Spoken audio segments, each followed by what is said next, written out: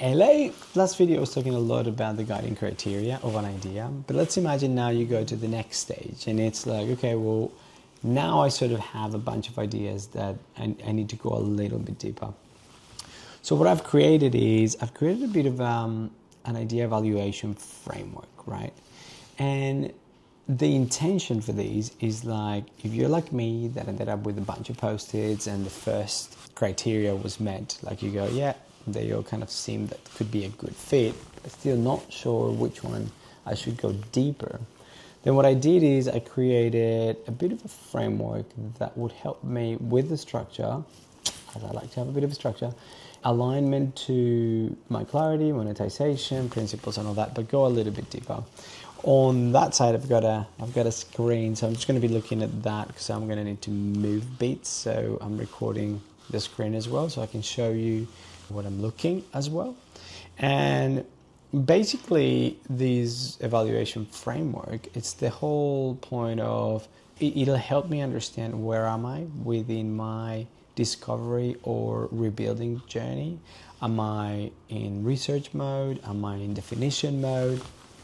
Am I going heavier on now MVP and trying to build something? And that helps me understand the priorities for the week. It helps me understand, is it time to spend, let's say, some money on paid things, fixed costs, or am I still trying to control the experimentation through my own research, right? Am I still talking to people? Am I still looking online? Am I still going to conference and events that may be related to that thing, which all that is kind of the cost in there. It's more my time than fixed costs. So what I started doing is just a 4-phased approach for this evaluation framework. The first one is discovery and definition. Now, even though if you have a framework, we know that ideas are chaotic and they can come from anywhere and that you're just building case, and it's fine. But there's nothing wrong to have a little bit of okay, I'm in discovery and definition mode. Like this time is, I could mock things up, I can play on paper, I can talk to people, and that's my first phase. I don't need to define anything too crazy. The second phase, it's about prioritization and kind of evaluation. So now you start to look at, all right, now prioritize some initiatives. I've built a bit more of a definition and in-depth content on what the problem space is, and I'm comfortable, I'm starting to get excited.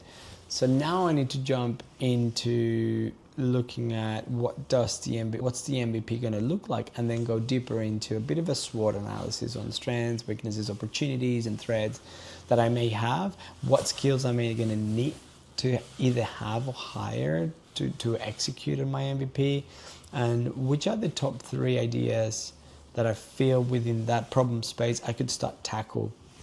I read somewhere the other day on LinkedIn that I think it was DoorDash, their MVP literally was a PDF menu with a landing page. No smarts, no intelligence behind it at that first stage.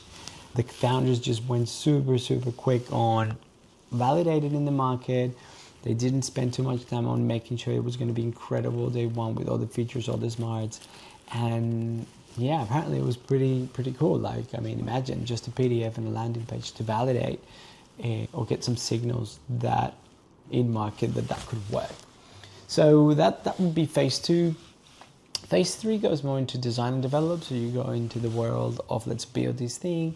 Let's go into testing. Do we get any signals? Are we hitting anything? And then the last one is delivery and validate.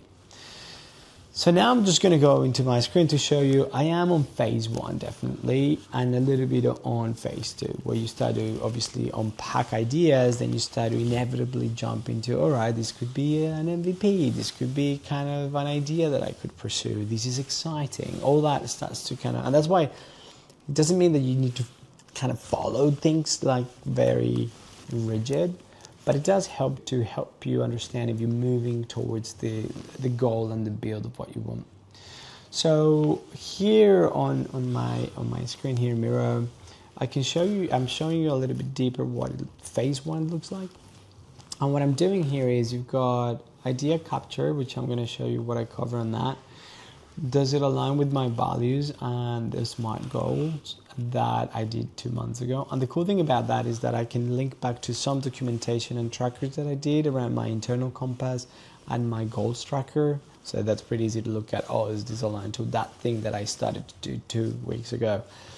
Things change, I get it, but this helps me kind of building slow, one thing at a time that can stack over time, and that's how you build a nice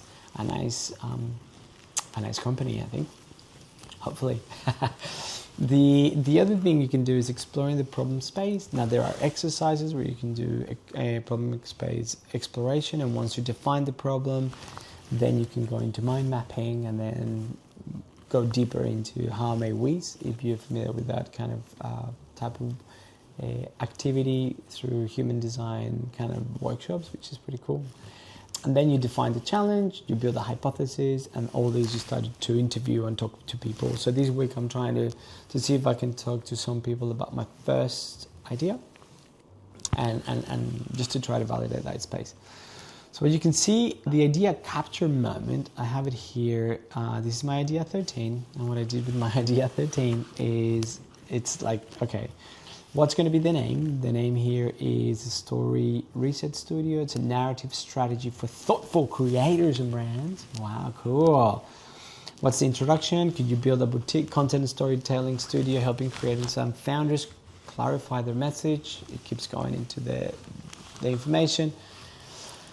I mean, I'm coming out of an agency, B2B, human creative content. I'm not the most excited about building another agency, but I like to keep ideas where they come and try to take them through this process and see if there's anything that I can find that I maybe missed while I was doing these other things.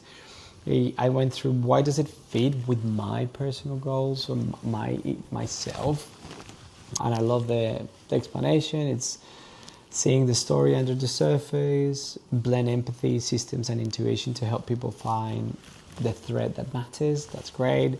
It's human, it's creative, and it's impactful. If I could do that, I mean, that would be fantastic. Maybe it's a little bit different to what I've done in the past. Do I want to go?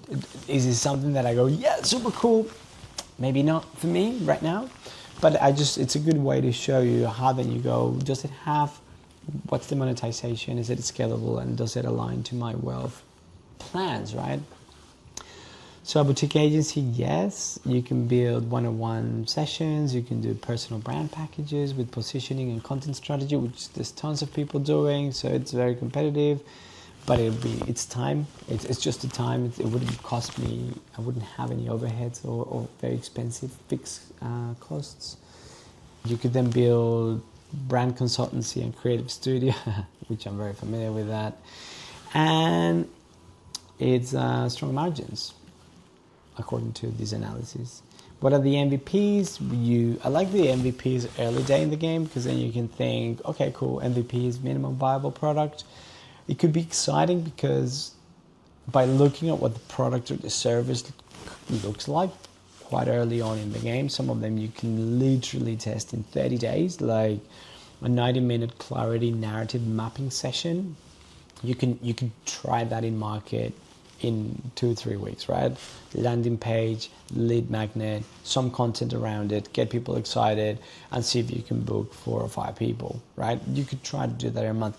Whether it's going to be successful or not is a different story, but you're putting something in market, you're testing the idea, you're trying to get a little signal out there, and then with an MVP idea, you go, is that exciting? Would I be keen to do that? So there's a few ideas there. Does that align to my internal compass? The answer is yes, and then I go through a little bit of an analysis there, and then some tracks around scoring on my SMART goals. So my SMART goals were, am I getting business clarity? Am I building an audience? Am I being able to make some money with these experiments? And am I expanding as a person? Am I expanding my learning, my mindset, my skill set? And I think on all these is yes, but as I said before, kind of this idea, it's a little bit more, I don't know, it's going back into agency world, and I'm not too sure if that's something I am 100% keen to just jump off the gun right now. But when I think about some of these MVPs, and when I just can't help it to get excited about content, storytelling, working with founders, working with people, doing workshops, I've always loved that. So I don't know, but yeah, this idea just shows you on phase one how I went and I captured the idea further, and I try to align it a lot more with what I was trying to do. So I hope that's helpful. This is kind of a way to evaluate my ideas a little deeper, as I'm starting to find myself with a group of ideas that I don't know which one should I pursue. And sometimes I think it's good to spend more time thinking, where do I want to spend the time, instead of jumping the gun and see and just go, okay, cool, let's do that. I'm going to do an MVP on these. Let's do a workshop, $500 or $300, and build a whole amazing content rebrand for founders or content creators. I'm not going to do that. So I'll see you in the next one.